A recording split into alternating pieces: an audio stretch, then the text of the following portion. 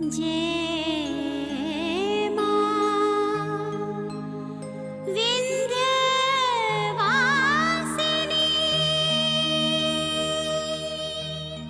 अरे हमारे पास पैसे नहीं है तो हम कहाँ से लेकर आए? बाबूजी के इलाज के लिए उनका गुर्दा किडनी बचाने के लिए अपना बेच के आ जाए क्या? दादी और बाबूजी के जाने के बाद इस घर की सारी प्रॉपर्टी किसकी होगी? जाहिर सी बात है, गौरी और गुंजर के, उन दोनों के ससुराल वाले ना इस पर अपना कब्जा जमाएंगे और हम लोग सड़क पर आ जाएंगे। हम आपसे ये कहने आए हैं कि अगर आप चाहे तो हमारे स्कूल में आके संगीत सीख सकते हैं और हमें आपसे अब कोई शिकायत भी नहीं है। ऑफर के लिए थैंक यू। गौरी, ये तुम क्या कर रही हो? क्या हम समझे कि तुमने शिव को माफ कर दिया? बोलो गौरी, चुप क्यों हो? हम कुछ पूछ रहे हैं तुमसे। क्या तुमने शिव को माफ कर दिया? नहीं। तो फिर तुमने उसे? ये सब हमने अपने बाबूजी की जिंदगी बचाने के लिए किया। एक समझौता किया है हमने, और हमें स्कूल से एडवांस तभी मिलता जब शिव यहाँ रुकता। और उसने प्रिंसिपल मैम को ग्रांट दिलाने के लिए भी कहा है, और हम सबकी भलाई इसी में थी कि शिव यहाँ रुक जाए।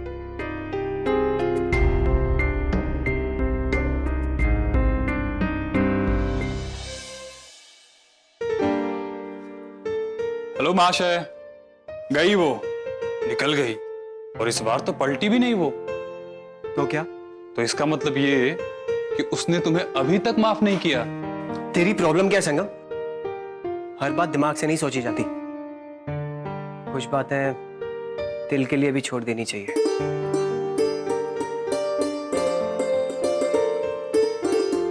ऐसे क्या देख रहा है?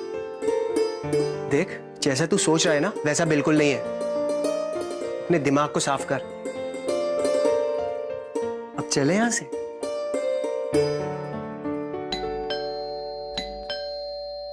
हो पता नहीं घर से क्यों सब लोग एक साथ बाहर चले गए।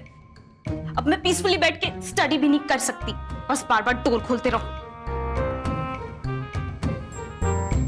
Good morning ma'am. मैम, ये नंबर 1 वॉशिंग पाउडर अभी अभी नया मार्केट में आया है, बाकी सारे पाउडरों से बेहतरीन। मैम, एक बार ट्राई करके देखिए। देखो भैया, घर पे अभी कोई नहीं है, आप एक काम करना, बाद में आके अपना पाउडर बेचना, ठीक है?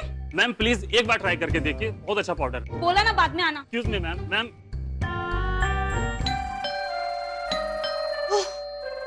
गॉड, लगता ही ऐसे नहीं मानेगा।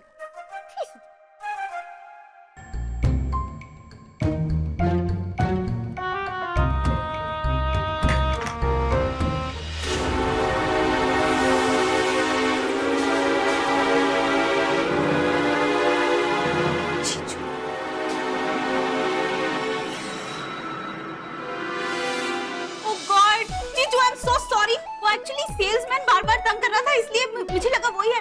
अब आप प्लीज अंदर आइए। जीजू, I am really sorry, actually salesman था, बार-बार आया जा रहा था, इसलिए मैंने उसे। इट्स ओके, कोई बात नहीं। जीजू, सॉरी की तो बात है, मैंने बोला था उस सेल्समैन को कि घर पे कोई नहीं है, पर वो सुन ही नहीं रहा था। आप प्लीज बैठिए, प्लीज बैठिए। रियली सॉरी जीजू। इट्स ओके, कोई बात नहीं। अच्छा जीजू, मैं दीदी को फोन लगा के बताती हूँ कि आप उनसे मिलने आए हैं। अरे सुनो, गौरी जी को परेशान करने की कोई जरूरत नहीं है। अपनी साली से भी तो मिलने आ सकता हूँ ना। ऑफ कोर्स आ सकते हैं। आज अचानक घर वाले सब एक साथ कहाँ चले गए? दीदी तो स्कूल गई हैं, भैया ऑफिस गए हैं और भाभी मार्केट गई हैं। अरे विक्रम बाबू, आप?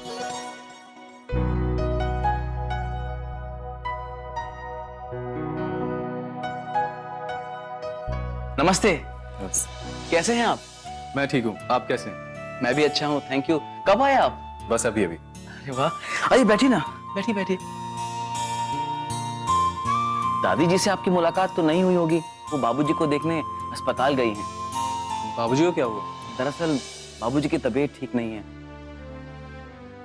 अच्छा, और शादी की तैयारियां कैसी चल रही हैं? बाबूजी तो अब अस्पताल में। नहीं दामाद जी, आप बाबूजी की बिल्कुल फिक्र मत कीजिए, वो जल्दी ठीक हो जाएंगे। शादी जितनी जल्दी हो जाए उतना ही अच्छा है।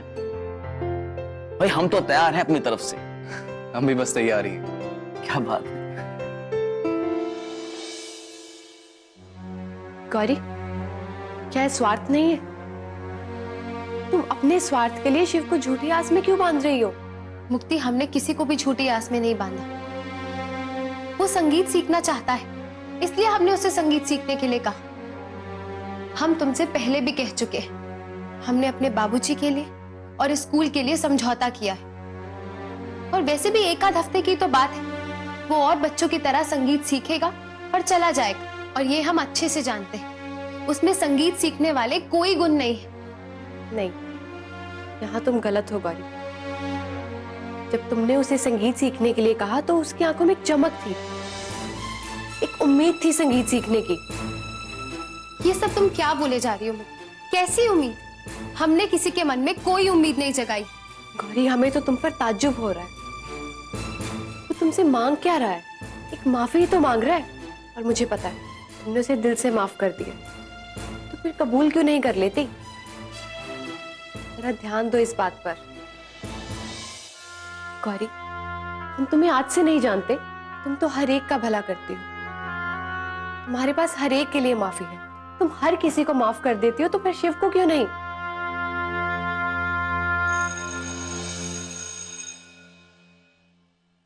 तुम्हें जवाब नहीं देना तो मत दो। हमारी क्लास का टाइम हो गया, हम चलते हैं।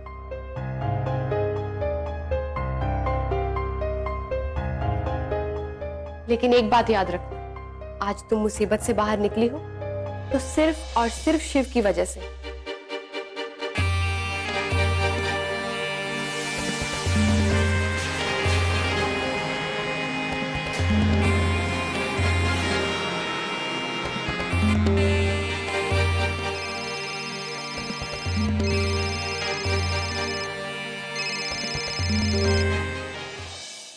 हेलो।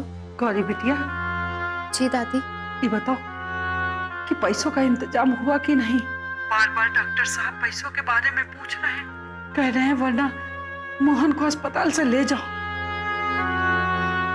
दादी, आप परेशान मत होइए। विंध्यवासिनी माँ पर विश्वास रखिए, हमें पूरा यकीन है पैसों का इंतजाम हो जाएगा। माँ हमें निराश नहीं करेंगी। ठीक है बिटिया, मगर सब जल्दी करना होगा। जी।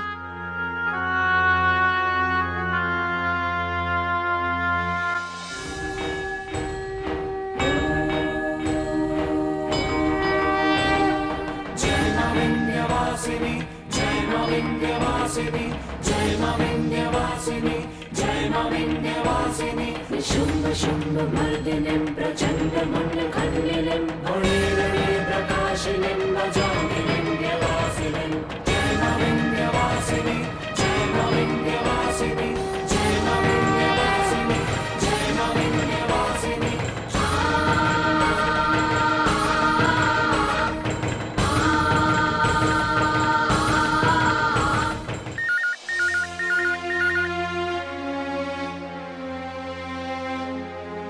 हेलो।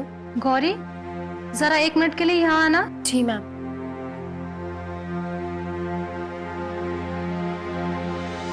बस गौरी बस। अरे और कितना कोसेगी अपने बड़े भाई को? अरे हम मानते हैं हमसे गलती हुई है हमसे गलती, क्योंकि हम तेरे जैसे समझदार नहीं है रे बहन। माफ कर दे अपने भाई को। जय मां विंध्यवासिनी।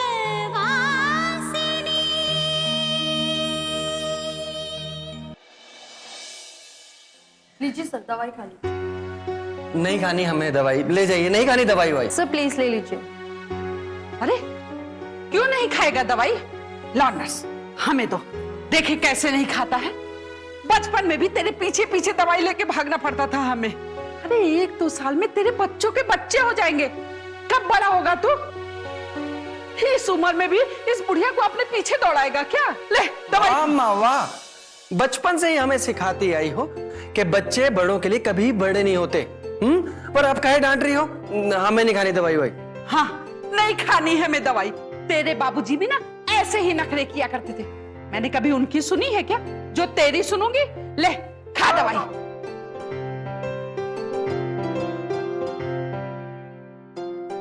कड़वी है अम्मा। हाँ, शराब कड़वी नहीं होती ना बेटा। अम्मा बड़े हक से दवाई खिला रही हो, तो शराब से क्यों नहीं दूर रखा हमें? हाँ, वो भूल हो गई हमसे। और जानता है क्यों? क्योंकि हमें लगा कि अब तो बड़ा हो गया, अपनी जिम्मेदारियां समझने लगा, अपनी हर जिम्मेदारी को अच्छी तरह से पूरी करेगा,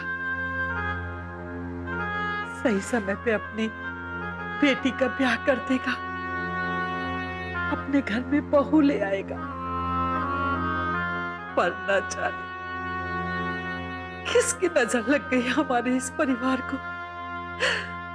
कितना खुश था ना तू जब तेरा ब्याह हुआ था और जब गौरी ने अस्पताल में जन्म लिया था। हाँ, अरे कैसे तू गौरी को हाथों में लेके कैसे भागता था? अरे डॉक्टर देखो, मेरे घर में लक्ष्मी आई है। अरे नर्स देखो देखो मेरी गौरी को। अरे ऐसा क्या हो गया जो तूने अपनी जिम्मेदारियों से मुंह मोड़ लिया? मुंह कहां फेरा हमने अम्मा, पर जिसके साथ जिंदगी बितानी थी वही नहीं रही तो मन नहीं लगता हमारा किसी काम में। इसीलिए तू सबसे दूर होता चला गया, पर हम भी तेरा हाथ ना थाम सके। देख मोहन, अभी भी कुछ नहीं बिगड़ा है।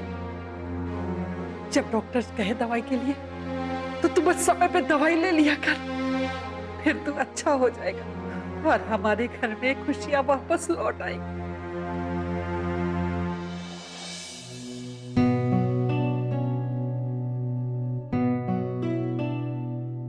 जी मैम, आपने बुलाया? Yes Gauri, mister Shiv school में संगीत सीखने के लिए मान गए और उन्होंने हमारी एनजीओ से भी बात करा दी है। अच्छा गौरी, तुमने एडवांस के लिए कहा था ना? जी मैम। मैंने अकाउंटेंट से कह दिया है, जाओ जाकर ले लो। कुछ अभी ले लो, बाकी का ग्रांट मिलने के बाद मिल जाएगा। Thank you ma'am, thank you very much.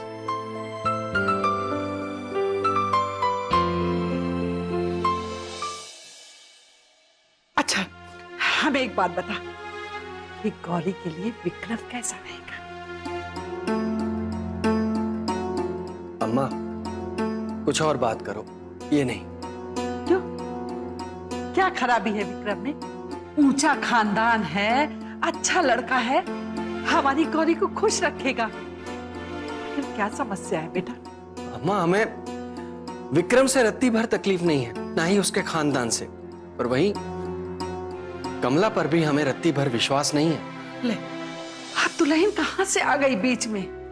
माना मोहन कि वो जबान की बहुत तीखी है, पर अपने घर का भला ही सोचेगी ना।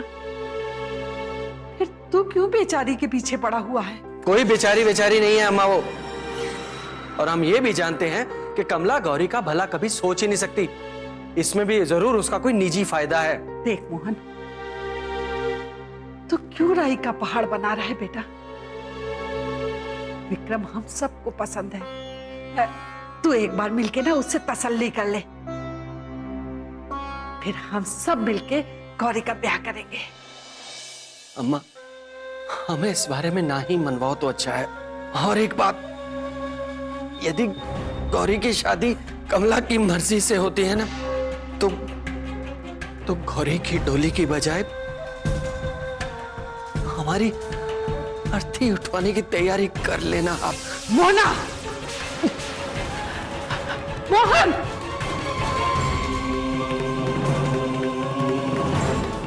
मोहन, ए मोहन, आप जरा 2 मिनट के लिए बाहर जाइए। नर्स, जल्दी से एक डोज तैयार करो। मोहन जी रिलैक्स।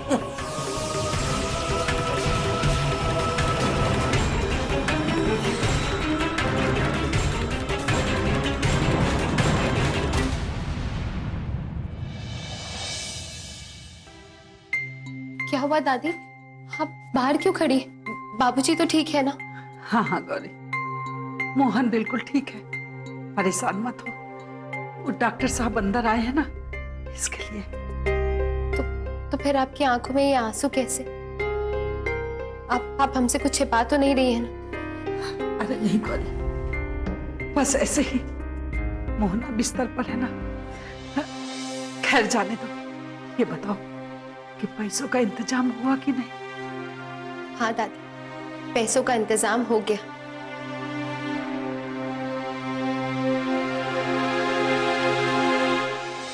ये लीजिए।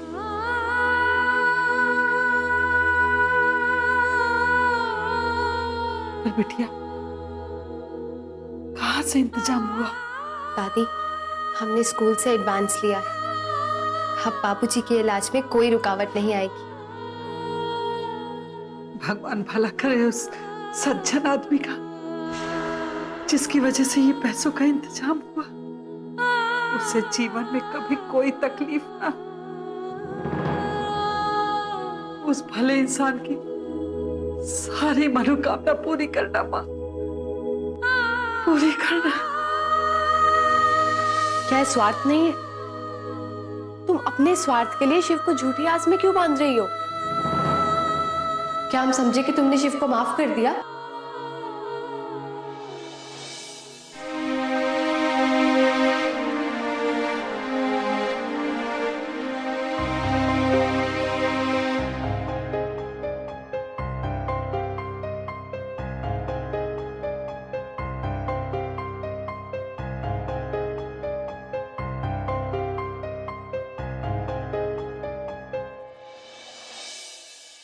अरे गौरी, आ गई तुम? हम कब से तुम्हारी राह देख रहे थे। अरे कहाँ रह गई थी? तुम्हें पता है, आज विक्रम बाबू आए थे तुमसे मिलने के लिए। उन्होंने काफी देर तुम्हारा इंतजार किया। जब तुम नहीं आई तो वापस चले गए। वैसे गौरी, आज आने में तुम्हें देरी कैसे हो गई? अच्छा, तो तुम शायद अस्पताल गई थी। अब कैसी तबीयत है बाबूजी की? डॉक्टर साहब ने क्या कहा? सब ठीक तो है ना? अरे गौरी, तुम जवाब क्यों नहीं दे रही हमारे सवाल का? हम तुमसे बात कर रहे हैं, बोलो। अरे हम कोई पागल थोड़े हैं जो बार बार तुम्हारे पीछे पीछे घूमे और तुम जवाब ना दो। अरे बताओ ना, कैसी तबीयत है बाबूजी की? गौरी, हम तुम्हारी चुप्पी का क्या मतलब समझें? भैया, आप क्यों बाबूजी की तबीयत के बारे में पूछ रहे हैं? हम क्यों पूछ रहे हैं बाबूजी की तबीयत के बारे में? मतलब? अरे वो हमारे बाबूजी हैं, हम बेटे हैं उनके। अच्छा, अगर बेटे होने का हक इतना ही जताना था तो एक बार आके उनकी तबीयत पूछी क्यों नहीं आपने? भैया, एक बेटे का क्या फर्ज होता है बताइए? चुप क्यों है? बोलिए। क्या सिर्फ इतना है कि वो अपने बाबूजी का हालचाल पूछ ले, लेकिन एक बार भी आकर उनके माथे का पसीना ना पोंछे, उनका हालचाल ना पूछने जाए? अगर उन्हें चलने में तकलीफ हो तो उन्हें सहारा ना दे?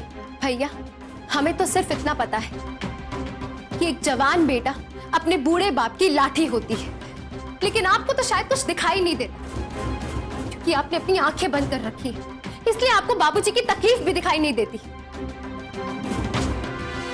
हमने सोचा था कि आप हमसे बड़े समझदार हैं, इसलिए बाबूजी की सारी गलतियों को भूलकर उनका सहारा बनेंगे, लेकिन आज आपने साबित कर दिया कि इस घर के सबसे बड़े बेटे होने के बावजूद आप सबसे छोटे हो गए। हमें आप पर तरस आ रहा है भैया। एक बाप क्या होता है ये शायद आप भूल चुके हैं, या फिर इतने बड़े हो गए कि आज आपको बाबूजी के साए के नीचे घुटन होने लगी है। बताइए भैया, हम चाहे कितने भी बड़े क्यों ना हो जाएं, लेकिन जिस दिन बच्चों के सिर से माँ बाप का साया उठ जाता है, दुनिया वाले उन्हें लावारिस कहते हैं। बस गौरी, बस। अरे और कितना कोसेगी अपने बड़े भाई को। अरे हम मानते हैं हमसे गलती हुई है हमसे गलती, क्योंकि हम तेरे जैसे समझदार नहीं है रे बहन। माफ कर दे अपने भाई को, पर हम बुरे नहीं है, हम बुरे नहीं है भैया, हम जानते हैं आप बुरे नहीं हैं, लेकिन जब बड़े रास्ता भटक जाए तो छोटों का फर्ज होता है उन्हें रास्ता दिखाना।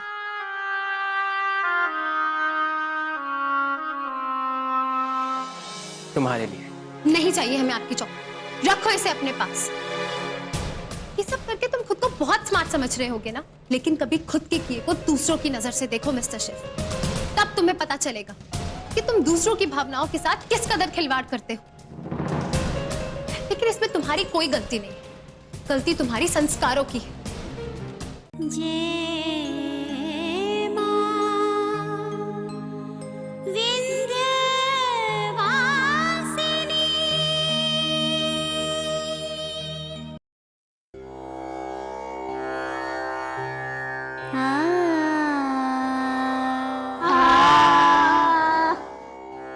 ध्यान से सुर लगाओ।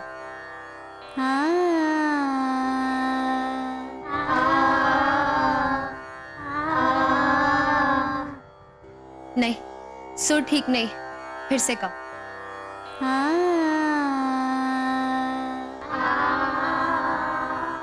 बहुत अच्छे, एक बार और गाओ।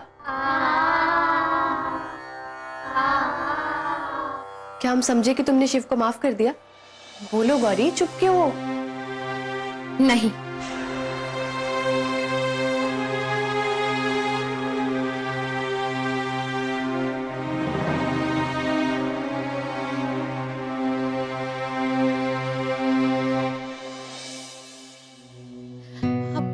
सुनो।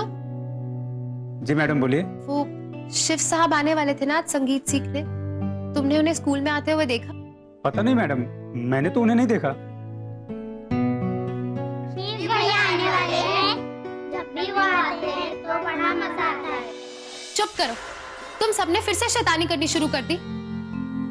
अगर तुम्हारे शिव भैया आ भी गए तो भी कोई बदमाशी नहीं होगी, समझे?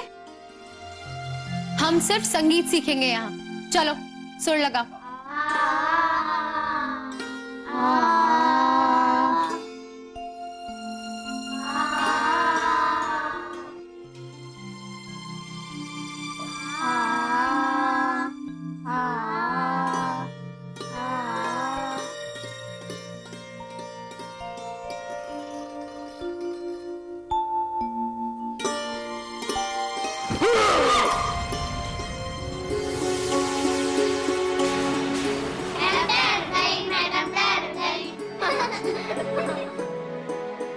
चुप करो तुम सब। ये चॉकलेट्स? ये चॉकलेट्स बच्चों के लिए। बच्चों, लो चॉकलेट। ये आपकी चॉकलेट, ये आपकी चॉकलेट, ये आपकी, ये आपकी, ये आपके लिए। वैसे आप क्यों छोटी छोटी बात पे इतना टेंशन लेती है? वैसे अगर आपको पता ना हो तो एक बात बताऊं, बच्चों को चॉकलेट्स बहुत अच्छी लगती है। Thank you. ये चॉकलेट तुम्हारे लिए। नहीं चाहिए हमें आपकी चॉकलेट, रखो इसे अपने पास। ये सब करके तुम खुद को बहुत स्मार्ट समझ रहे होगे ना, लेकिन कभी खुद के किए को दूसरों की नजर से देखो मिस्टर शिव, तब तुम्हें पता चलेगा कि तुम दूसरों की भावनाओं के साथ किस कदर खिलवाड़ करते हो। लेकिन इसमें तुम्हारी कोई गलती नहीं, गलती तुम्हारी संस्कारों की है। कुछ लोग चाहे कुछ भी हो जाए कभी नहीं बदल सकते, फिर चाहे कोई अपनी जान ही क्यों ना दे दे। उसकी हरकतों से दूसरों की जिंदगी पे क्या फर्क पड़ता है, उसे कोई लेना देना नहीं। बस उनकी खुशी में सबकी खुशी हो तो वो खुश रहेंगे। और तुम उसी तरह के इंसान हो मिस्टर शिव।